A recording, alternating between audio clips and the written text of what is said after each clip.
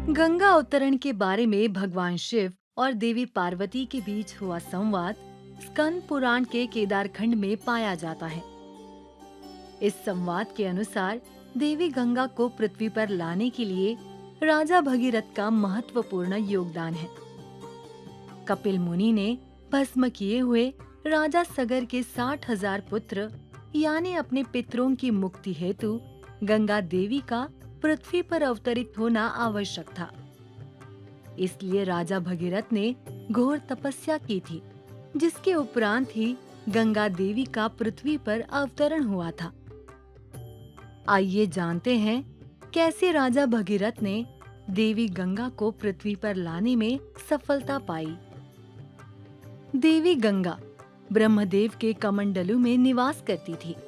उसे धरती पर लाने के लिए ब्रह्मदेव को प्रसन्न करना आवश्यक था। इसलिए राजा भगीरथ गंगोत्री में ब्रह्मदेव की कठोर तपस्या कर रहे थे। उनके शरीर पर वल्मीक या मिट्टी के ढेर जैसा आवरण हो गया था।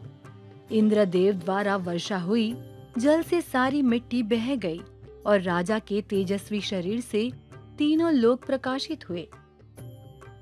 राजा भगीरथ से प्रसन्न होकर ब्रह्मदेव ने उन्हें दर्शन दिए और वर मांगने को कहा।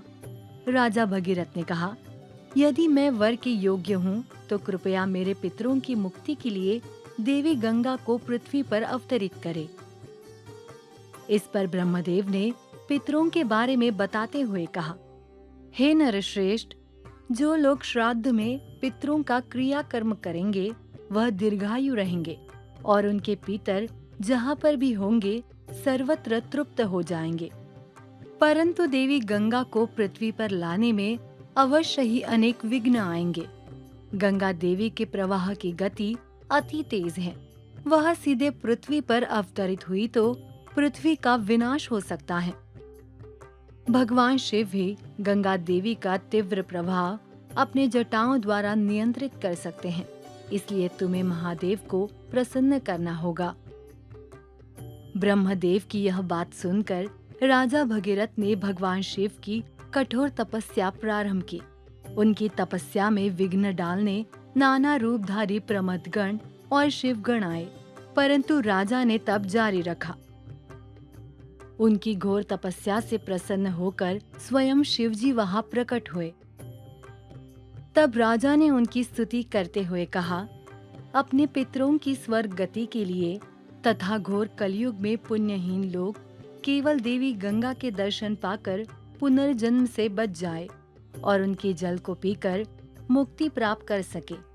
इसलिए देवी गंगा को धरती पर लाने की आवश्यकता है। परंतु देवी गंगा का प्रवाह अति तेज होने के कारण मैं आपसे विनती करता हूँ कि आप देवी गंगा की धारा को नियंत्रित कर उन्हें धरती पर अवतरित करें। तब शिवजी ने कहा, सबके कल्याण कामना हेतु तुमने उत्तम वचन कहा है। अतः तीनों लोकों के पापों को नष्ट करने वाली धारा, जिसके दर्शन मात्र से सब शुभ गति को प्राप्त करते हैं, उसे पितरों की मुक्ति के लिए ग्रहण करो। ऐसा कहकर शिवजी ने ब्रह्मदेव के कमंडलू से प्रबलता से बहती हुई गंगा देवी को अपने घनघोर जटा समूह में नियंत्रित कर लिया और उसे धरती पर प्रवाहित किया। तब सभी दिशाओं से देव, गंधर्व, यक्ष, किन्नर वहां पर आए और स्तुति करने लगे तथा चारों दिशाओं से भगीरथ का जयघोष होने लगा। भगीरथ ने परम दुर्लभ गंगा जी को प्राप्त कर स्वयं को धन्य माना और बार बार प्रणाम किया। वह धारा श्रीमुख पर्वत पर अवतरित हुई और उसके प्रवाह से बहुत से पर्वत खंडित हुए। गंगा जी की अनेक धाराएं हुई। सबसे बड़ी धारा राजा भगीरथ के पीछे पीछे चली, इसलिए उसका नाम भागीरथी हुआ, क्योंकि वह शिव के केश या अलकों से निकली। इसीलिए उसे अलकनंदा भी कहा गया। राजा भगीरथ गंगा जी को चंद्रपुर पर्वत पर लाए और वहां से स्वच्छोद नामक सरोवर आ पहुंचे। परंतु गंगा सरोवर में आकर अंतर्धान हो गई। यह देख आश्चर्यचकित राजा नदी को खोजते खोजते एक मुनि के पास आ पहुंचे।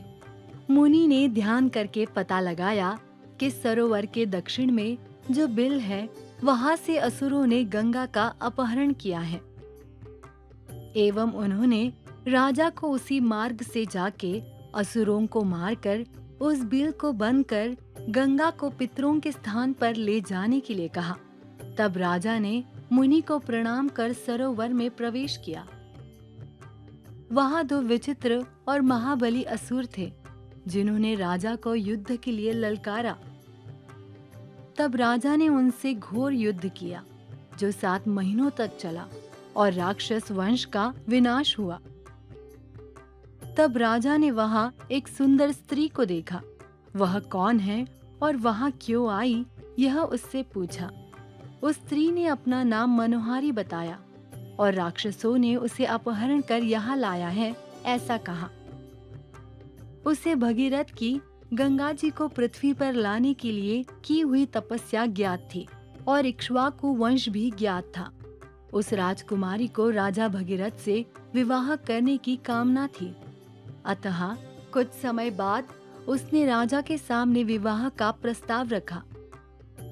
राजा उसके वचन सुनकर विस्मित हुए और वेदोक्त विधि से राजा ने मनोहारी के साथ विवाह किया। राजा सरोवर पर लौट आए एवं उन्होंने एक विशाल शिला से उस बिल को बंद किया। मुद्गर अस्त्र से राजा पर्वतों को तोड़ते हुए आगे बढ़े। पुनः गंगा को प्राप्त कर राजा करतल नामक सुंदर भूमि में पहुंचे। वह एक संपन्न स्वर्णमयी भूमि थी। उधर गंगा नदी चांदी की रेखा जैसी सुंदर प्रतीत हो रही थी। वहां राजर्षि जन्नू का आश्रम था। परम पावनी गंगा के प्रवाह से ऋषि की पूजा सामग्री बह गई। तब जन्नू ऋषि क्रोधित हुए और गंगा को आचमन की तरह पी गए। राजा अति दुखी हुए और उन्होंने विनम्रता से ऋषि को प्रणाम कर अपना परिचय दिया और अपनी व्यथा सुनाई। राजा के विनय से प्रसन्न मुनि ने गंगा को ले जाने की आज्ञा दी तथा गंगा को अपने कान से छोड़ दिया। अतः उसका नाम जन्नू ऋषि के नाम से जाह्नवी पड़ा। गंगा को प्राप्त कर पराक्रमी राजा एक चक्र वाले रथ में आगे बढ़े। राजा ने नंदन पर्वत के समीप वासुकी आदि नागों को तप करते बैठा हुआ पाया। भगवान शंकर का ध्यान लगाए वे गंगा गंगा कह रहे थे एवं मुक्ति की कामना से वहां बैठे थे। राजा को भय था कि नाग गंगा को अपने निवास स्थान यानी पाताल में ले जाएंगे। तब राजा भगीरथ ने गंगा के सहस्त्र नामों से स्तुति आरंभ की। भगीरथ द्वारा स्तुति किए जाने पर गंगा देवी प्रत्यक्ष राजा के सामने प्रकट हुई। श्री गंगा देवी ने कहा, हे राजन, मैं तुम्हारी तपस्या से अत्यंत संतुष्ट हूँ, अतः वर मांगो। तब राजा ने उनसे भस्म हुए अपने पितरों का उद्धार करने की विनती की। गंगा जी ने तथास्तु कहकर यह वरदान दिया कि जब तक चंद्र सूर्य स्थित रहेंगे तब तक मनुष्य लोक में तुम्हारी कीर्ति रहेगी। उन्होंने ऐसा भी कहा कि कलयुग के दूसरे चरण में वह पाताल चली जाएंगी और वे पुनः प्रवाह रूप में बदल गई। उस शुभ धारा को लेकर यशस्वी महाराज भगीरथ भ्रमण करते हुए समुद्र के समीप अपने पितरों के स्थान पर आए। इस प्रकार राजा के पितरों ने मुक्ति प्राप्त की और गंगा जी अपनी धाराओं से पूर्व दिशा की ओर समुद्र से मिल गई। यह गंगा सागर तीर्थ अति पावन है। शिव जी कहते हैं कि यह गंगा कथा और राजा भगीरथ का उपाख्यान महापापों का नाश करता है और मुक्ति को प्रदान करता है।